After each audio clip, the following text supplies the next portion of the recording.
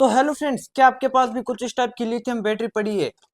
और फ्रेंड्स, इनमें सबसे बड़ी प्रॉब्लम है इनको चार्ज करने की, क्योंकि फ्रेंड्स अगर हम इस एक बैटरी को TP4056 मॉड्यूल से चार्ज करेंगे तो कम से कम 1 घंटा लगता है, और इन सभी को चार्ज करेंगे तो हमें पूरा दिन लग सकता है, 2 दिन भी लग सकते हैं। तो फ्रेंड्स, आज इस वीडियो में आपकी 18650 बैटरी मात्र 10 मिनट में चार्ज होगी। जी हाँ फ्रेंड्स, कैसे है वो मैं आपको बताऊंगा इस वीडियो में। तो फ्रेंड्स, आज हम बहुत ही कमाल का कुछ बनाने वाले हैं जो आपके बहुत ज्यादा यूजफुल होगा और आपका बहुत ज्यादा समय बचा देगा। तो फ्रेंड्स, वीडियो में आगे बढ़ने से पहले अगर आप चैनल पर नए हो तो चैनल को कर दीजिए सब्सक्राइब। वीडियो पसंद आए तो एक लाइक जरूर कर देना। तो फ्रेंड्स, वीडियो स्टार्ट करते हैं।